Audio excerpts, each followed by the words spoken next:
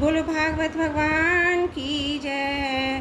द्वादश स्कंद चौथा अध्याय। चार प्रकार के प्रलय। श्री सुखदेव जी कहते हैं, परीक्षित, तीसरे स्कंद में परमाणु से लेकर द्वापरार्ध पर्यंत काल का स्वरूप और एक एक युग कितने कितने वर्षों का होता है, ये मैं तुम्हें बतला चुका हूँ। अब तुम कल्प की स्थिति, उसके प्रलय का वर्णन भी सुनो। राजन, 1000 चतुर्युगी ब्रह्मा का एक दिन होता है। ब्रह्मा के इस दिन को ही कल्प भी कहते हैं। एक कल्प में 14 मनु होते हैं। कल्प के अंत में उतने ही समय तक प्रलय भी रहता है। प्रलय कोई ब्रह्मा की रात भी कहते हैं। उस समय ये तीनों लोग लीन हो जाते हैं, उनका प्रलय हो जाता है। इसका नाम नैमित्तिक प्रलय है। इस प्रलय के अवसर पर सारे विश्व को अपने अंदर समेट कर लीन कर ब्रह्मा अपने तत्व शेषमयी भगवान नारायण भी शयन कर जाते हैं। इस प्रकार रात के समय दिन और दिन के समय रात होते होते जब ब्रह्मा जी की अपने मन से 100 वर्ष की और मनुष्यों की दृष्टि में 2 प्रारार्ध की आयु समाप्त हो जाती है, तब यह तत्व अहंकार और पंच तन मात्राएं, ये सातों प्रकृतियां अपने कारण मूल प्रकृति में लीन हो जाती हैं। राजन, इसी का नाम प्राकृतिक प्रलय है। इन प्रलय में प्रलय का कारण उपस्थित होने पर पंचभूतों के मिश्रण से बना हुआ ब्रह्मांड अपना स्थूल रूप छोड़कर कारण रूप में स्थित हो जाता है, घुल मिल जाता है। परीक्षित, प्रलय का समय आने पर भी 100 वर्ष तक मेघ पृथ्वी पर वर्षा नहीं करते, किसी को अन्न नहीं मिलता। उस समय प्रजा भूख प्यास से व्याकुल होकर एक दूसरे को खाने लगती है। इस प्रकार काल के उपद्रव से पीड़ित होकर धीरे धीरे सारी प्रजा क्षीण हो जाती है। प्रलयकालीन सावन तक सूर्य अपनी प्रजन किरणों से समुद्र प्राणियों के शरीर और पृथ्वी का सारा रस खींच खींच कर सोख जाते हैं, फिर उन्हें सदा की भांति पृथ्वी पर बरसाते नहीं हैं। उस समय संकर्षण भगवान के मुख से प्रलयकालीन संवर तक अग्नि प्रकट होती है। वायु के वेग से और भी बढ़ जाती है। तला तला आतिशातों से नीचे के लोकों में भस्म कर देती है। वहाँ के प्राणी तो पहले ही मर चुके होते हैं। नीचे से आग की करारी लपटें और ऊपर से सूर्य की प्रचंड गर्मी। उस समय ऊपर नीचे चारों ओर ब्रह्मांड जलने लगता है। ऐसा जान पड़ता है मानो गोबर का उपला जलकर अंगार के रूप में दहक रहा हो। इसके बाद प्रलयकालीन अत्यंत प्रचंड सामर्थक वायु सैकड़ों वर्षों तक चलती रहती है। उस समय का आकाश धुएं और धूल से तो भरा ही रहता है। इसके बाद असंख्य और रंग बिरंगे बादल आकाश में मंडराने लगते हैं। बड़ी भयंकरता के साथ गरज गरज कर सैकड़ों वर्षों तक वर्षा करते रहते हैं। उस समय ब्राह्मण का भीतर का सारा एक समुद्र हो जाता है, सब कुल जलमग्न हो जाता है। इस प्रकार जब जल प्रलय हो जाता है तब जल पृथ्वी के विशेष गुण गंध को ग्रस लेता है, अपने में लीन कर लेता है। गंध गुण के जल में लीन हो जाने पर पृथ्वी का प्रलय हो जाता है। वह जल में घुल मिलकर जल रूप बन जाती है। राजन, इसके बाद जल के गुण रस को तेजस्व तत्व ग्रस लेता है। जल नीरस होकर तेज में समा जाता है। तदंतर वायु तेज के गुण रूप को ग्रस लेता है। तेज रूप रहित होकर वायु में लीन हो जाता है। अब आकाश वायु के गुण स्पर्श को अपने में मिला लेता है। वायु स्पर्शहीन होकर आकाश में शांत हो जाता है। इसके बाद तामस अहंकार आकाश के गुण शब्द को ग्रस लेता है। आकाश शब्दहीन होकर तामस अहंकार में लीन हो जाता है। इसी प्रकार तेजस अहंकार इंद्रियों को, वैकारिक सात्विक अहंकार इंद्रिया अधिष्ठान देवता इंद्रिया वृत्तियों को अपने में लीन कर लेता है। तत्पश्चात महतत्व अहंकार को सत्व आदि गुण महतत्व को ग्रस लेते हैं। परीक्षित, ये सब काल की महिमा है। उसी की प्रेरणा से अव्यक्त प्रकृति गुणों को ग्रस लेती है। तब केवल प्रकृति ही प्रकृति शेष रह जाती है। वही चराचर जगत का मूल कारण है। वह अव्यक्त अनादि अनंत नित्य अविनाशी है। जब ये अपने कार्यों को लीन करके प्रलय के समय साम्य अवस्था को प्राप्त हो जाती है, तब काल के अवयव वर्ष मास दिन रात क्षण आदि के कारण उसमें परिणाम क्षय वृत्ति आदि किसी प्रकार के विकार नहीं होते। उस समय प्रकृति में स्थूल अथवा सूक्ष्म से वाणी मन सतगुण सजोगुण तमोगुण महतत्व आदि विकार प्राण बुद्धि इंद्रिय और उनके देवता आदि कुछ नहीं रहते। षष्ठी के समय रहने वाले लोगों की कल्पना, उनकी स्थिति भी नहीं रहती। उस समय स्वप्न जागृत सुषुप्ति ये 3 अवस्थाएं ही नहीं रहती। आकाश जल पृथ्वी वायु अग्नि और सूर्य भी नहीं रहते। सब कुछ सोए हुए के समान शून्य सा रहता है। उस अवस्था का तर्क के द्वारा अनुमान करना भी असंभव है। उस अव्यक्त को ही जगत का मूलभूत तत्व कहते हैं। इसी अवस्था का नाम प्राकृत प्रलय है। उस समय पुरुष और प्रकृति दोनों की शक्तियां काल के प्रभाव से क्षीण हो जाती हैं, विवश होकर अपने मूल स्वरूप में लीन हो जाती हैं। परीक्षित, अब आत्यंतिक प्रलय और मोक्ष का स्वरूप बतलाया जाता है। बुद्धि इंद्रिय उनके विषयों के रूप में उनका अधिष्ठान ज्ञान स्वरूप वस्तु भाषित हो रही है। उन सबका तो आदि भी है, अंत भी है, इसलिए सब सत्य नहीं है। ये दृश्य और अपने अधिष्ठान से भिन्न उनकी सत्ता भी नहीं है, इसलिए वे सर्वदा मिथ्या माया मात्र है। जैसे दीपक नेत्र रूप ये तीनों तेज से भिन्न नहीं है, वैसे ही बुद्धि, इंद्रिय और इसके विषय तन मात्राएं भी अपने अधिष्ठान स्वरूप ब्रह्म से भिन्न नहीं है। यद्यपि उनसे सर्वदा भिन्न है। जैसे रज्जु रूप अधिष्ठान में अध्यस्त सर्प अपने अधिष्ठान से पृथक नहीं है, परंतु अध्यस्त सर्प से अधिष्ठान का कोई संबंध नहीं है।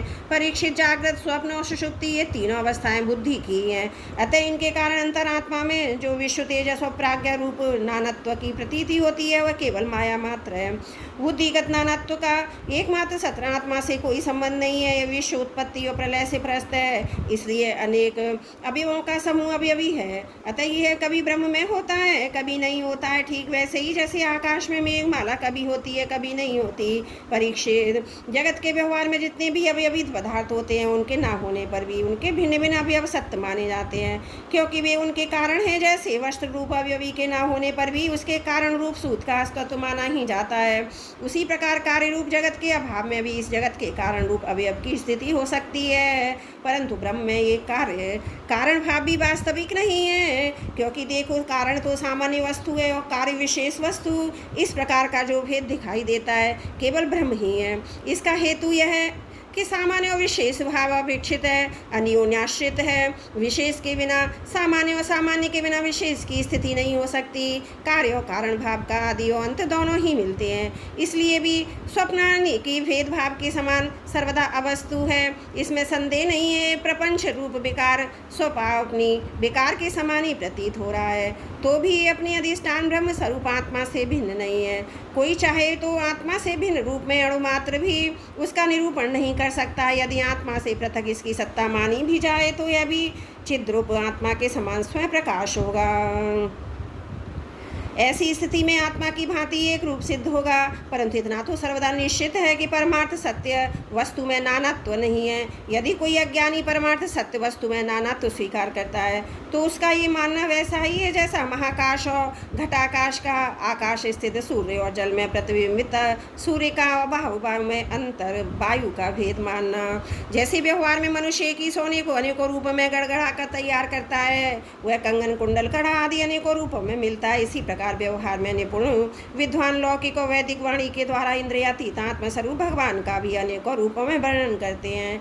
देखो ना, बादल सूर्य से उत्पन्न होता है, सूर्य से ही प्रकाशित, फिर भी वह सूर्य के अंश नेत्रों के लिए सूर्य का दर्शन होने में बाधक बन जाता है। इसी प्रकार अहंकार में ब्रह्म से ही उत्पन्न होता है, ब्रह्म से ही प्रकाशित होता है, और ब्रह्म के अंश जीव के लिए ब्रह्म स्वरूप के साक्षात्कार बाधक बन बैठता है। जब सूर्य से प्रकट होने वाला बादल तितर बितर हो जाता है तब नेत्र अपने स्वरूप सूर्य का दर्शन करने में समर्थ होते हैं। ठीक वैसे ही जब जीव के हृदय में जिज्ञासा जगती है तब आत्मा की उपाधि अहंकार नष्ट हो जाता है, उसे अपने स्वरूप का साक्षात्कार हो जाता है। प्रिय परीक्षित, जब जीव विवेक के खड़ग से माया में अहंकार का बंधन काट देता है तब वह एक रस आत्म स्वरूप के साक्षात्कार में स्थित हो जाता है। आत्मा की ये माया मुक्त वास्तविक स्थिति आंतरिक की प्रलय कही जाती है। हे शत्रुतमन, तत्वदर्शी लोग कहते हैं कि ब्रह्मा से लेकर तिनके तक जितने प्राणियां पदार्थ हैं सभी हर समय पैदा होते और मरते रहते हैं, अर्थात नित्य रूप से उत्पत्ति और प्रलय होती ही रहती है। संसार के परिणामी पदार्थ नदी, प्रवाह, दीप शिखा आदि क्षण क्षण बदलते रहते हैं। उनकी बदलती हुई अवस्थाओं को देखकर यह निश्चय होता है कि देह आदि भी काल रूप सोते के वेग में बहते बदलते जा रहे हैं, इसलिए क्षण क्षण में उनकी उत्पत्ति प्रलय हो रहा है। जैसे आकाश में तारे हर समय चलते ही रहते हैं परंतु उनकी गति स्पष्ट रूप से नहीं दिखाई पड़ती, वैसे ही भगवान के स्वरूपभूत अनादि अनंत काल के कारण प्राणियों की प्रतिक्षण होने वाली उत्पत्ति और प्रलय का भी पता नहीं चलता। परीक्षित, मैंने तुमसे 4 प्रकार के प्रलय का वर्णन किया है। उनके नाम है नित्य प्रलय, नैमित्तिक प्रलय, प्राकृतिक प्रलय और आत्यंतिक प्रलय। वास्तव में काल की सूक्ष्म गति ऐसी ही है। हे कुरुश्रेष्ठ, विश्व विधाता भगवान नारायण ही समस्त प्राणियों और शक्तियों के आश्रय हैं। जो कुछ मैंने संक्षेप से कहा वह सब उन्हीं की लीला कथा है। भगवान की लीलाओं का पूर्ण वर्णन तो स्वयं ब्रह्मा जी भी नहीं कर सकते। जो लोग अत्यंत दुस्तर संसार सागर से पार जाना चाहते हैं अथवा जो लोग अनेकों प्रकार के दुख, दावा, नल से दग्ध हो रहे हैं उनके लिए पुरुषोत्तम भगवान की लीला कथा रूप रस के सेवन के अतिरिक्त और कुछ साधन कोई नौका नहीं है। ये केवल लीला रसायन का सेवन करके ही अपना मनोरथ सिद्ध कर सकते हैं। जो कुछ मैंने तुम्हें सुनाया है यही श्रीमद् भागवत पुराण है। इसे सनातन ऋषि नर नारायण से पहले देवर्षि नारद को सुनाया करते थे। उन्होंने मेरे पिता महर्षि कृष्ण देवपायन को महाराजा उन्हीं बद्रीवन बिहारी भगवान श्री कृष्ण देवपायन ने प्रसन्न होकर मुझे इस वेद तुलसी भागवत संहिता का उपदेश किया। कुरुश्रेष्ठ, आगे चलकर जब शौनक आदि ऋषि नैमिषारण्य क्षेत्र में बहुत बड़ा सत्र करेंगे तब उनके प्रश्न करने पर पौराणिक वक्ता श्री सूत जी उन लोगों को इस संहिता का श्रवण कराएंगे। बोलो भागवत भगवान की जय। 12 स्कंद 4था अध्याय समाप्त। त्रुटियों के लिए क्षमा प्रार्थी हूँ। बोलो भागवत भगवान की जय। 12 स्कंद 5वां अध्याय श्री सुखदेव जी का अंतिम उपदेश। श्री सुखदेव जी कहते हैं, प्रिय परीक्षित, इस श्रीमद् भागवत महापुराण में बार बार सर्वत्र विश्वात्मा भगवान श्री हरि का ही संकीर्तन हुआ है। ब्रह्मा और रुद्र भी श्री हरि से पृथक नहीं है। उन्हीं को प्रसाद लीला और क्रोध लीला की अभिव्यक्ति है। हे राजन, अब तुम ये पशुओं की सी अविवेक मूलक धारणा छोड़ दो कि मैं मरूंगा। जैसे शरीर पहले नहीं था, अब पैदा हुआ है, फिर नष्ट हो जाएगा, वैसे ही तुम भी पहले नहीं थे, तुम्हारा जन्म हुआ, तुम मर जाओगे। ये बात नहीं, जैसे बीज से अंकुर, अंकुर से बीज की उत्पत्ति होती है, वैसे ही एक देह से दूसरे देह की और दूसरे देह से तीसरे की उत्पत्ति होती है। किंतु तुम ना तो किसी से उत्पन्न हुए हो, ना तो आगे पुत्र पौत्रादिकों के शरीर के रूप में उत्पन्न होंगे। अजी जैसे आग लकड़ी से सर्वदा अलग रहती है, लकड़ी की उत्पत्ति और विनाश से सर्वदा परे, वैसे ही तुम भी शरीर आदि से सर्वदा अलग हो। स्वप्न अवस्था में ऐसा मालूम होता है कि मेरा सिर कट गया है और मैं मर गया हूँ, मुझे लोग शमशान में जला रहे हैं, परंतु ये सब शरीर की अवस्थाएं दिखती हैं, आत्मा की नहीं। देखने वाला तो उन अवस्थाओं से सर्वदा परे, जन्म मृत्यु से रहित शुद्ध बुद्ध परम तत्व स्वरूप है। जैसे घड़ा फूट जाने पर आकाश पहले की भांति अखंड रहता है, परंतु घटाकाशता की निर्वृत्ति हो जाने से लोगों को ऐसा प्रतीत होता है कि वह महाकाश से मिल गया है। वास्तव में तो मिला हुआ था ही, जैसे देहपात हो जाने पर ऐसा मालूम होता है मानो जीव ब्रह्म हो गया है। वास्तव में तो ब्रह्म था ही, उसकी अब्रह्मता तो प्रतीति मात्र थी। मन ही आत्मा के लिए शरीर विषय कर्मों की कल्पना कर लेता है और उस मन की सृष्टि करती है माया। अविद्या वास्तव में माया ही जीव के संसार चक्र में पड़ने का कारण है। जब तक तेल रखने का पात्र बत्ती और आग का संयोग बनता है, तभी तक दीपक में दीपक बना है। वैसे ही उनके ही समान जब तक आत्मा का कर्म मन शरीर और इनमें रहने वाले चैतन्य साधन के साथ संबंध रहता है, तभी तक उसे जन्म मृत्यु के चक्कर में संसार में भटकना पड़ता है। और रजोगुण सद्गुण तमोगुण की वृत्तियों से उसे उत्पन्न स्थित और विनिष्ट होना पड़ता है। परंतु जैसे दीपक के बुझ जाने से तत्व रूप तेज का विनाश नहीं होता, वैसे ही संसार का नाश होने पर भी स्वयं प्रकाश आत्मा का नाश नहीं होता, क्योंकि वह कार्य और कारण व्यक्त अव्यक्त सबसे परे है। वह आकाश के समान सबका आधार है, नित्य और निश्चल है, अनंत है। सचमुच आत्मा की उपमा आत्मा ही है। हे राजन, तुम अपनी विशुद्ध एवं विवेकवती बुद्धि परमात्मा के चिंतन से भरपूर कर लो। स्वयं अपने अंतर में स्थित परमात्मा का साक्षात्कार करो। देखो, तुम मृत्युओं की भी मृत्यु हो, तुम स्वयं ईश्वर हो। ब्राह्मण के शाप से प्रेषित तक्षक तुम्हें भस्म न कर सकेगा। अजी तक्षक की तो बात ही क्या है, तो तुम्हें मृत्युओं का समूह भी तुम्हारे पास तक न फटक सकेगा। तुम इस प्रकार अनुसंधान चिंतन करो कि मैं ही सर्वाधिष्ठान पर ब्रह्म हूँ, सर्वदाधिष्ठान पर ब्रह्म ही हूँ। इस प्रकार तुम अपने आप को अपने वास्तविक एक रस स्वरूप में स्थित कर लो। उस समय अपनी विषैली जीव लपलपाता हुआ अपने होठों के कोने चाटता हुआ तक्षक आए और अपने विषपूर्ण मुखों से तुम्हारे पैरों में डस ले, कोई परवाह नहीं। तुम अपने आत्मस्वरूप में स्थित होकर इस शरीर को और तो क्या, सारे विश्व को भी अपने से पृथक न देखोगे। आत्मस्वरूप बेटा परीक्षित, तुमने विश्वात्मा भगवान की लीला के संबंध में जो प्रश्न किया था उसका उत्तर मैंने तुम्हें दे दिया। अब और क्या सुनना चाहते हो? बोलो भागवत भगवान की जय। 12 स्कंद 5वां अध्याय समाप्त। त्रुटियों के लिए क्षमा चाहती हूँ। बोलो भागवत भगवान की जय। 12 स्कंद 6ठा अध्याय। परीक्षित की परम गति। जन्मेजय का सर्वसत्र और वेदों का शाखा वेद। सूत जी कहते शौनक आदि ऋषियों, व्यास नंदन श्री सुखदेव जी मुनि समस्त चराचर जगत को अपनी आत्मा के रूप में अनुभव करते हैं और व्यवहार में सबके प्रति समदृष्टि रखते हैं। भगवान के शरणागत एवं उनके द्वारा सुरक्षित राजऋषि परीक्षित ने उनका संपूर्ण उपदेश बड़े ध्यान से श्रवण किया। अब वे सिर झुकाकर उनके चरणों के तनिक पास खिसक आए और अंजलि भांत कर उसका प्रार्थना करने लगे। राजा परीक्षित ने कहा, भगवान आप करुणा के मूर्तिमान स्वरूप हैं। आपने मुझ पर परम कृपा करके अनादि अनंत एक रस सत्य भगवान श्री हरि के स्वरूप लीलाओं का वर्णन किया है। अब मैं आपकी कृपा से परम अनुग्रहित और कृतकृत्य हो गया हूँ। संसार के प्राणी स्वार्थ और परमार्थ के ज्ञान से शून्य और विभिन्न प्रकार के दुखों के दावानल से तक धो रहे हैं। उनके ऊपर भगवान में महात्माओं का अनुग्रह होना कोई भी नई घटना, आश्चर्य की बात नहीं है। यह तो उनके लिए स्वाभाविक ही है। मैंने और मेरे साथ और बहुत से लोगों ने आपके मुखारबिंद से श्रीमद् भागवत महापुराण का श्रवण किया है। इस पुराण में पद पद पर भगवान श्री हरि के उस स्वरूप उन लीलाओं का वर्णन हुआ है जिसके गान में बड़े बड़े आत्मा नाम पुरुष रमते रहते हैं। भगवान आपने मुझे अभय पद का और ब्रह्म आत्मा की एकता का साक्षात्कार करा दिया। अब मैं परम शांति स्वरूप ब्रह्म में स्थित हूँ। अब मुझे तक्षक आदि किसी भी मृत्यु के निमित्त से अथवा दल के दल मृत्युओं से भी भय नहीं है। मैं अभय हो गया हूँ। ब्रह्मन अब आप मुझे आज्ञा दीजिए कि मैं अपनी वाणी बंद कर लूँ, मौन हो जाऊँ, साथ ही कामनाओं के संस्कार से रहित चित्त को इंद्रियातीत परमात्मा के स्वरूप में विलीन करके अपने प्राणों का त्याग कर दूँ। आपके द्वारा उपदेश किए हुए ज्ञान विज्ञान में परिनिश्चित हो जाने से मेरा अज्ञान सर्वदा के लिए नष्ट हो गया। आपने भगवान के परम कल्याण में स्वरूप का मुझे साक्षात्कार करा दिया। सूत जी कहते हैं शौनक आदि ऋषियों, राजा परीक्षित ने भगवान श्री सुखदेव जी से इस प्रकार कहकर बड़े प्रेम से उनकी पूजा की। अब वे परीक्षित से विदा लेकर समागत त्यागी महात्माओं भिक्षुओं के साथ वहाँ से चले गए। राजऋषि परीक्षित भी बिना किसी भाषाहता के स्वयं ही अपने अंतरात्मा को परमात्मा के चिंतन में समाहित किया और ध्यान मगन हो गए। उस समय उनका श्वास प्रश्वास भी नहीं चलता था। ऐसा जान पड़ता था मानो कोई वृक्ष का ठूंठ हो। उन्होंने गंगा जी के तट पर कुशों को इस प्रकार बिछा दिया जिसमें उनका अग्रभाग पूर्व की ओर और उन पर स्वयं उत्तर मुँह होकर बैठे हुए थे। उनकी आसक्ति संशय तो पहले ही मिट चुके थे। अब वे ब्रह्म आत्मा की एकता रूप महायोग में स्थित होकर ब्रह्म स्वरूप हो गए। शौनक आदि ऋषियों मुनि कुमार संगी ने क्रोधित होकर परिश्राप को त्याग शाप दिया। अब उनका भेजा हुआ तक्षक सर्व राजा परीक्षित को डसने के लिए उनके पास चला। रास्ते में उन्होंने कश्यप नाम के एक ब्राह्मण को देखा। कश्यप ब्राह्मण सर्फ विष की चिकित्सा करने में बड़े निपुण थे। तक्षक ने बहुत सा धन देकर कश्यप को वहीं से लौटा दिया। उन्हें राजा के पास न जाने दिया।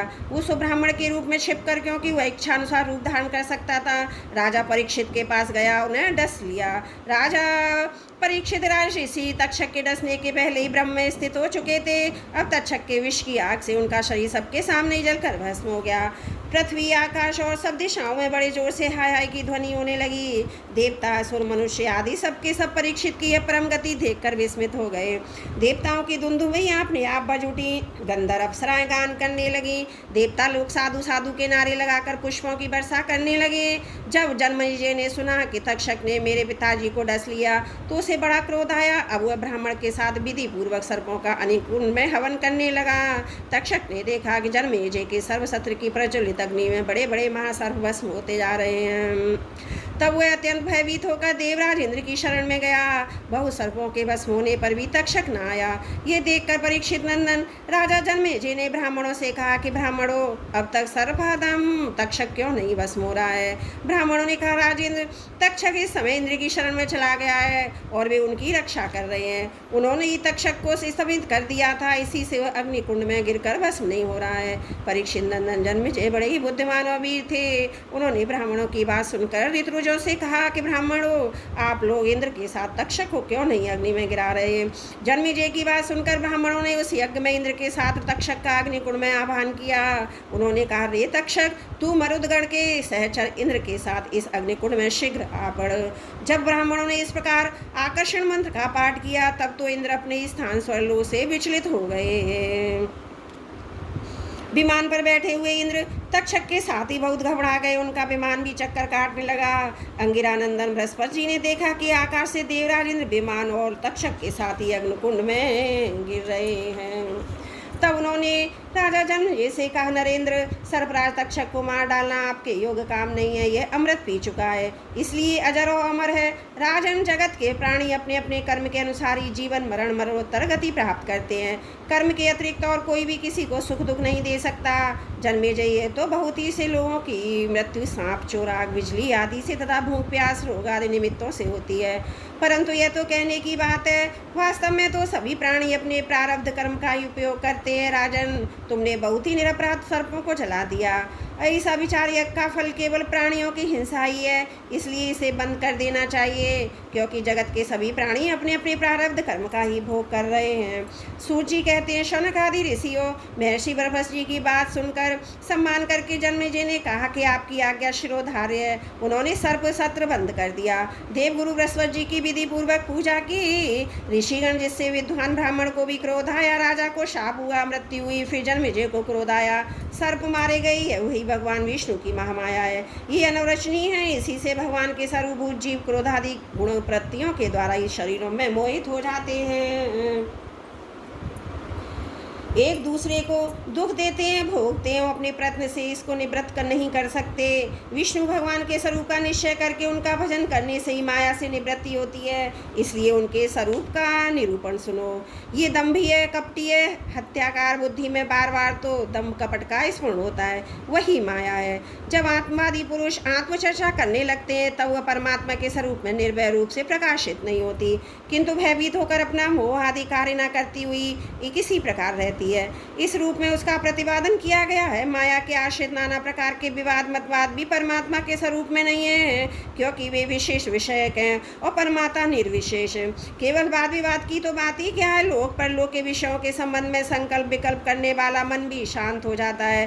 कर्म उसके संपादन की सामग्री, उनके द्वारा साध्य कर्म, इन तीनों से अन्वित अहंकारात्मक जीव यह सब जिसमें नहीं है। वह आत्मस्वरूप परमात्मा ना तो कभी किसी के द्वारा बाधित होता है, ना तो किसी का विरोधी है। जो पुरुष इस परम पद के स्वरूप को विचार करता है वह मन की मायामयी लहरों अहंकार आदि का बोध करके स्वयं अपने आत्म स्वरूप में विहार करने लगता है। जो मुमुक्ष एवं विचारशील पुरुष परम पद के अतिरिक्त वस्तु का परित्याग करते हुए नेति नेति के द्वारा उसका निषेध करके ऐसी वस्तु प्राप्त करते हैं जिसका कभी निषेध नहीं हो सकता, ना तो कभी त्यागी है, वही विष्णु भगवान का परम पद है। वह बात सभी महात्मा श्रुतियों की मत से स्वीकार करती है। अपने चित्त को एकाग्र करने वाले पुरुष अंतकरण की अशुद्धियों को, अनात्म भावनाओं को सदा सर्वदा के लिए मिटाकर अनन्य प्रेम भाव से परिपूर्ण हृदय के द्वारा उसी परम पद का आलिंगन करते हैं और उसी में समा जाते हैं। विष्णु भगवान का यही वास्तविक स्वरूप है, यही उनका परम पद है। इसकी प्राप्ति उन्हीं लोगों को होती है जिनके अंतकरण में शरीर के प्रति अहम भाव नहीं है और ना इसके संबंधी ग्रह आदि पदार्थों में ममता ही है। सचमुच जगत की वस्तु में मैंपन और मेरेपन का आरोप वही बड़ी दुर्जनता है। शौनक जी, जिसे इस परम पद की प्राप्ति अभिष्ट है, उसे चाहिए कि दूसरों की कटुवाणी सहन कर ले और बदले में किसी का अपमान न करे। इस क्षणभंगुर शरीर में अहंता ममता करके किसी भी प्राणी से कभी बैर न करे। भगवान श्री कृष्ण का ज्ञान अनंत है, उन्हीं के चरण कमलों के ध्यान से मैंने इस श्रीमद् भागवत महापुराण का अध्ययन किया। मैं अब उन्हीं को नमस्कार करके ये पुराण समाप्त करता हूँ। शौनक जी ने कहा, साधु शिरोमणि सूत जी, वेद व्यास जी के शिष्य पहलादी महर्षि बड़े महात्मा और वेदों के आचार्य थे। उन लोगों ने कितने प्रकार से वेदों का विभाजन किया, ये बात आप कृपा करके हमें सुनाइए। सूची ने कहा, ब्राह्मण, जिस समय परमेष्ठी ब्रह्मा जी पूर्व षष्ठी का ज्ञान संपादन करने के लिए एकाग्रचित हुए, उस समय उनके हृदय काश से कंठ, तालु आदि स्थानों के संघर्ष से रहित एक अत्यंत विलक्षण अनाहत नाद प्रकट हुआ। जब जीव अपनी मनोवृत्तियों को रोक लेता है तब उसे भी इस अनाहत नाद का अनुभव होता है। शौनक जी, बड़े बड़े योगी उसी अनाहत नाद की उपासना करते हैं। उसके प्रभाव से अंतकरण के द्रव्य अधिभूत क्रिया अध्यात्म और कारक अधिदेव रूपमल को नष्ट करके परम गति रूप मोक्ष प्राप्त करते हैं, जिसमें जन्म मृत्यु रूप संसार चक्र नहीं है। उसी अनाहत नाद से आकार, ऊकार और माकार रूप 3 मात्राओं से युक्त ओमकार प्रकट हुआ। इस ओमकार की शक्ति से ही प्रकृति अव्यक्त से व्यक्त रूप में परिणित हो जाती है। ओमकार स्वयं ही अव्यक्त अनादि है, परम तत्व स्वरूप होने के कारण स्वयं प्रकाश भी है। जिस परम वस्तु को भगवान ब्रह्म अथवा परमात्मा के नाम से कहा जाता है, उसके स्वरूप का तो बोध भी ओमकार के द्वारा ही होता है। जब श्रवण इंद्रियों की शक्ति शक्ति लुप्त हो जाती है, तब भी इस ओमकार को समस्त अर्थों को प्रकाशित करने वाले स्फुट तत्व को जो सुनता है और सुषुप्ति समाधि अवस्थाओं में सबके अभावों को भी जानता है, वही परमात्मा का विशुद्ध स्वरूप है। वही ओमकार परमात्मा से हृदयाकाश में प्रकट होकर वेद रूपा वाणी को अभिव्यक्त करता है। ओमकार अपने आश्रय परमात्मा पर ब्रह्म का साक्षात वाचक है और ओमकारी संपूर्ण मंत्र उपनिषद और वेदों का सनातन बीज है। शौनक जी, ओमकार के 3 वर्ण आ, उ और मा, ये ही तीनों वर्ण सत रज तम, इन 3 गुणों और ऋग यजु साम, इन 3 नामों भू भुव स्व, इन 3 अर्थों जागृत स्वप्न सुषुप्ति, इन 3 वृत्तियों के रूप में 3 की संख्या वाले भावों को धारण करते हैं। इसके बाद सर्वशक्तिमान ब्रह्मा जी ने ओमकार से ही अनस्त यार अलावा ऊष्म शा शा साहा स्वर आ से ओ तक, स्पर्श का से मातक तथा ह्रस्व और दीर्घ आदि लक्षणों से युक्त अक्षर असामान्य अर्थात वर्णमाला की रचना की।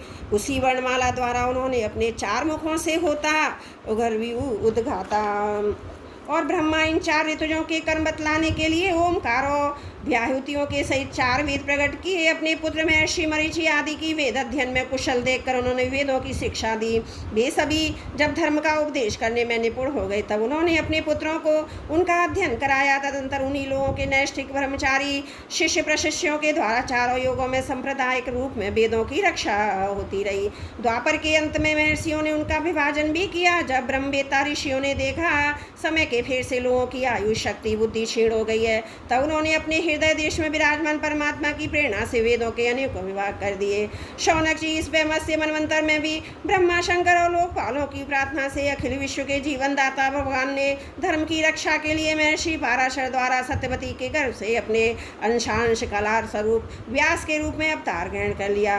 परम भाग्यवान शौनक जी, उन्होंने ही वरदान के वेद में 4 विभाग किए थे। जैसे मणियों के समूह में विभिन्न जाति की मणियां छांट कर अलग अलग कर दी जाती हैं, वैसे ही महामती भगवान व्यासदेव ने मंत्र समुदायों में से भिन्न भिन्न प्रकार के अनुसार मंत्रों का संग्रह करके उन्हें ऋग यजु साम और अथर्व ये 4 संहिता बनाई।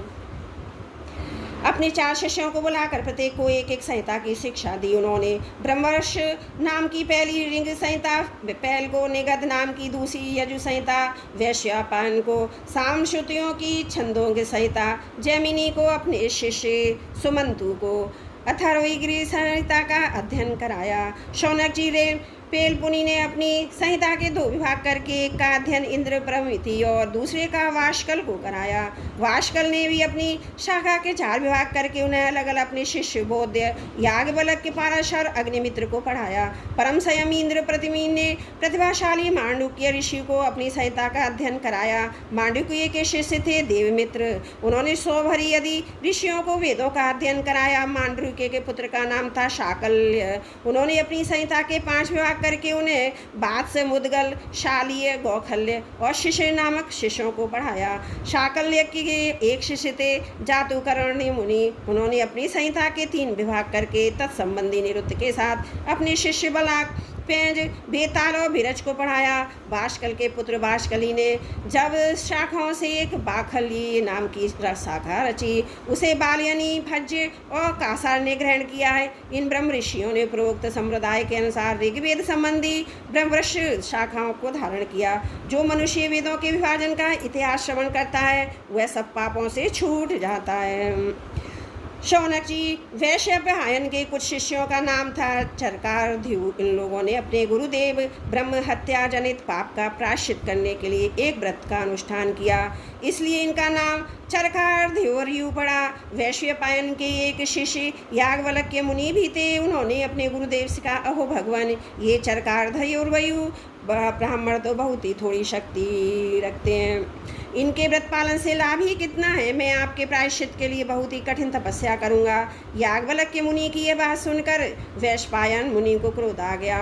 उन्होंने कहा, बस बस चुप रहो, तुम्हारे जैसे ब्राह्मणों का अपमान करने वाले शिष्य की मुझे कोई आवश्यकता नहीं है। देखो, अब तक तुमने मुझसे जो कुछ अध्ययन किया उसका शीघ्र से शीघ्र त्याग कर दो, यहाँ से चले जाओ। याज्ञवल्क्य जी देवव्रत के पुत्र थे, उन्होंने गुरु जी की आज्ञा पाते ही उनके पढ़ाई हुए यजुर्वेद का वमन कर दिया और वहाँ से चले गए। जब मुनियों ने देखा याज्ञवल्क्य ने तो यजुर्वेद का वमन कर दिया, तब उनके चित्त में इस बात के लिए बड़ा लालच हुआ, हम लोग किसी प्रकार इसको ग्रहण कर लें, परंतु ब्राह्मण होकर उगले ये मंत्रों को ग्रहण करना अनुचित है, ऐसा सोचकर वे तीतर बन गए और उस संहिता को चुग लिया। इसी से यजुर्वेद की परम रमणीय शाखा तैत्तिरीय के नाम से प्रसिद्ध हुई। शौनक जी, अब याज्ञवल्क्य ने सोचा कि मैं ऐसी श्रुतियाँ प्राप्त करूं जो मेरे पूर्व गुरु जी पास में न हो। इसके लिए वे सूर्य भगवान का उपस्थान करने लगे।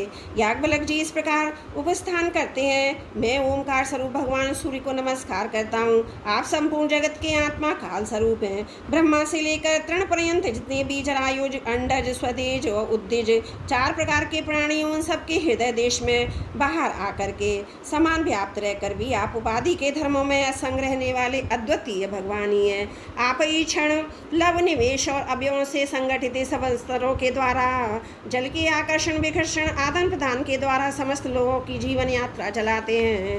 प्रभु, आप समस्त देवताओं में श्रेष्ठ हैं। जो लोग प्रतिदिन तीनों समय वेद विधि से आपकी उपासना करते हैं, उनके सारे पाप और दुखों के बीजों को आप भस्म कर देते हैं। सूर्यदेव, आप सारी सृष्टि के मूल कारण समस्त ऐश्वर्य के स्वामी हैं, इसलिए हम आपके इस तेजोमय मंडल का पूरी एकता के साथ ध्यान करते हैं। आप सबके आत्मा अंतर्यामी हैं। जगत में जितने चराचर प्राणी हैं सब आपके ही आश्रित हैं। आप ही उनके अचेतन मन इंद्रिय प्राणों के प्रेरक हैं।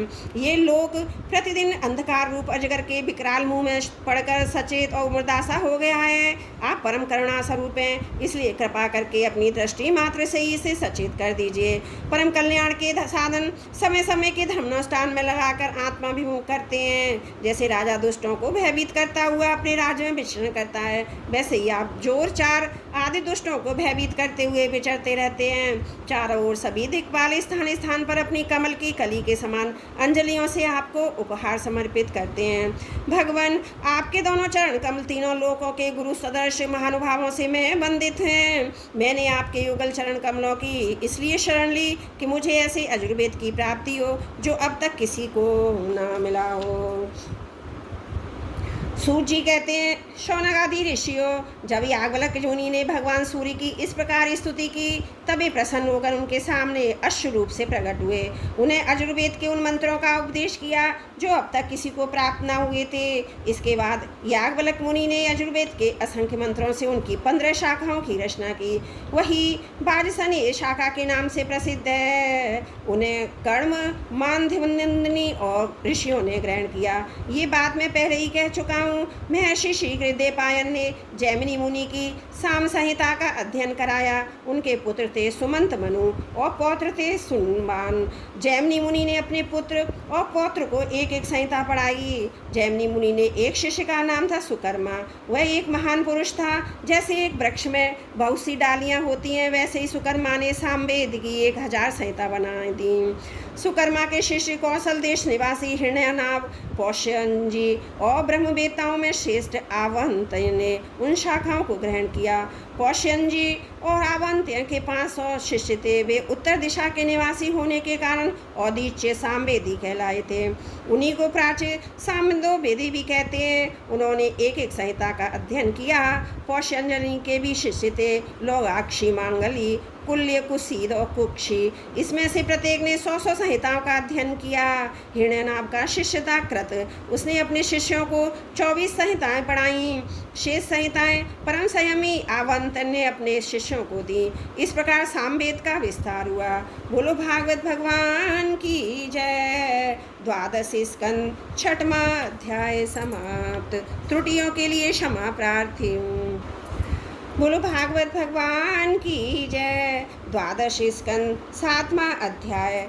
अथर्ववेद की शाखाएं और पुराणों के लक्षण। सूची कहते हैं, शौनक आदि ऋषियों, मैं कह चुका हूँ कि अथर्ववेद के ज्ञाता सुमंत मुनि थे। उन्होंने अपनी संहिता अपने प्रिय शिष्य कबंध को पढ़ाई। कबंधन ने इस संहिता के 2 भाग करके पथ्य और वेद दर्श को उसका अध्ययन कराया। वेद दर्श के 4 शिष्य हुए, शौनकायनी, ब्रह्मबली, मौदोष और पिपलायनी। अब पथ्य के शिष्यों के नाम सुनो शौनक जी। पथ्य के 3 शिष्य थे, कुमुद, शुनक और अथर्ववेत्ता। जाजली। अंगिरा गोत्रो उत्पन्न सुनक के 2 शिष्य थे, भृगु और सैन्यवादन। उन लोगों ने 2 संहिता का अध्ययन किया। अथर्ववेद के आचार्यों में इनके अतिरिक्त सैंधवायन आदि के शिष्य सावर्ण आदि तथा नक्षत्र कल्प शांति अकश्यप आंगिरस आदि कई विद्वान भी हुए। अब मैं तुम्हें पौराणिकों के संबंध में सुनाता हूँ। शौनक जी, पुराणों के 6 आचार्य प्रसिद्ध हैं, त्रयारण्य, कश्यप, सावर्णी, आकृतवर्ण, वैशंपायन और हारित। इन लोगों ने मेरे पिताजी से एक एक पुराण संहिता पढ़ी थी। मेरे पिताजी ने स्वयं भगवान व्यास से इस संहिता का अध्ययन किया था। मैंने उन्हीं 6 आचार्यों से सही संहिताओं का अध्ययन किया था। उन 6 संहिता के अतिरिक्त और भी 4 मूल संहिता थीं। उन्हें भी कश्यप, सावर्णी, परशुराम जी के शिष्य अकृतवर्ण और उनके साथ मैंने व्यास जी के शिष्य श्री रोमहर्षण जी से, जो मेरे पिता थे, अध्ययन किया था। शौनक जी, महर्षियों ने वेद और शास्त्रों के अनुसार पुराणों के लक्षण बतलाए थे। अब तुम स्वस्थ होकर सावधानी से उनका वर्णन सुनो। शौनक जी, पुराणों के पारदर्शी विद्वान बतलाते हैं कि पुराणों के 10 लक्षण हैं: सर्ग, विसर्ग, वृत्ति, रक्षा, मनवंतर, वंश, वंशानुचरित, संस्था, प्रलय, हेतुति और अपाश्रय। कोई कोई आचार्य पुराणों के 5 ही लक्षण मानते हैं। दोनों ही बातें ठीक है, क्योंकि महापुराणों में 10 लक्षण होते हैं और छोटे पुराणों में 5। विस्तार करके 10 बतलाते हैं और संक्षेप करके 5। अब इनके लक्षण सुनो। जब मूल प्रकृति में लीन गुण शुद्ध होते हैं तब मैं तत्व की उत्पत्ति होती है। मैं तत्व से तामस, राजस, वैकारिक, सात्विक 3 प्रकार के अहंकार बनते हैं। त्रिविध अहंकार से ही पंच तन मात्राएं, इंद्रियां, विषयों की उत्पत्ति होती है। इसी उत्पत्ति क्रम का नाम सर्ग है। परमेश्वर के अनुग्रह से षष्ठी का सामर्थ्य प्राप्त करने के मैं तत्व और पूर्व कर्मों के अनुसार अच्छी और बुरी वासनाओं की प्रधानता से तो ये चराचर शारीरिकात्मक जीव की उपाधि की सृष्टि करते हैं। एक बीज से दूसरे बीज के समान इसी को भी सर्ग कहते हैं। चर प्राणियों की अचर पदार्थ वृत्ति अर्थात जीवन निर्वाह की सामग्री है। चर प्राणियों के दुग्ध आदि भी इनमें से मनुष्यों ने कुछ तो स्वभाववश कामना के अनुसार निश्चित कर लिए हैं, कुछ ने शास्त्र के अनुसार। भगवान युग में पशु, पक्षी, मनुष्य, ऋषि, देवता आदि के रूप में अवतार ग्रहण करके अनेकों लीलाएं करते हैं। इन्हीं अवतारों में भी धर्म के विरोधियों का संहार भी करते हैं। उनकी अवतार लीला विश्व की रक्षा के लिए ही होती है, इसलिए उसका नाम है रक्षा है। मनु देवता, मनुपुत्र, इंद्र, सप्तऋषि भगवान के अंश अवतार इन्हीं की 6 बातों की विशेषता से युक्त समय को मनवंतर कहते हैं। ब्रह्मा जी से जितनी राजाओं की षष्ठी हुई है उनकी भूत, भविष्य और वर्तमान कालीन संतान परंपरा को वंश कहते हैं। इन राजाओं के तथा उनके वंशधरों के चरित्र का नाम वंशानुचरित है। इन विश्व ब्रह्मांड का स्वभाव से ही प्रलय हो जाता है। उसके 4 वेद हैं: नैमित्तिक, प्राकृतिक, नित्य, आत्यंतिक। तत्वज्ञ विद्वानों ने इन्हीं को संस्था कहा है। पुराणों के लक्षण में हेतु नाम से इनका व्यवहार होता है, वह जीव ही है, क्योंकि वास्तव में वही सर्ग, विसर्ग आदि का हेतु है और अविद्यावश अनेकों प्रकार के कर्मकलाप में उलझ गया है। जो लोग उसे चेतन प्रधान की दृष्टि से देखते हैं वे उसे अनुशयी अर्थात प्रकृति में शयन करने वाला कहते हैं, और जो उपाधि की दृष्टि से कहते हैं वे अव्याकृत अर्थात प्रकृति रूप कहते हैं। जीव की वृत्तियों के 3 विभाग है: जागृत, स्वप्न, सुषुप्ति। जो इन अवस्थाओं में से उनके अभिमानी विश्व, तेजस और प्राज्ञ के मायामय रूपों में प्रतीत होता है और इन अवस्थाओं से परे तुरीय तत्व के रूप में भी लक्षित होता है, वही ब्रह्म है। उसी को यहाँ अपाश्रय शब्द से कहा गया है। नाम विशेष और रूप विशेष से युक्त पदार्थों पर विचार करें तो वे सत्ता मात्र वस्तु के रूप में सिद्ध होते हैं। उनकी विशेषताएं लुप्त हो जाती हैं। असल में वह सत्ता ही उन विशेषताओं के रूप में प्रतीत भी होती है और उनसे पृथक भी। ठीक इसी न्याय से शरीर और विश्व ब्रह्मांड की उत्पत्ति से लेकर मृत्यु, महाप्रलय पर्यंत जितनी विशेष अवस्थाएं उनके रूप में परम सत्य स्वरूप ब्रह्म ही प्रतीत हो जाए, वह उनसे सर्वदा पृथक भी है। यह बाकी वेद से अधिष्ठान और साक्षी के रूप में ब्रह्मी पुराणोक्त आश्रय तत्व है। जब चित्त स्वयं आत्म विचार अथवा योग अभ्यास के द्वारा सद्गुण, रजगुण, तमोगुण संबंधी व्यवहारिक वृत्तियां, जागृत, स्वप्न आदि स्वाभाविक वृत्तियों का त्याग करके उपराम हो जाता है, तब शांत वृत्ति में तत्वमास आदि महावाक्यों के द्वारा ज्ञान का उदय होता है। उस समय आत्मवेत्ता पुरुष अविद्या जनित कर्म वासना और कर्म प्रवृत्ति से निवृत्त हो जाता है।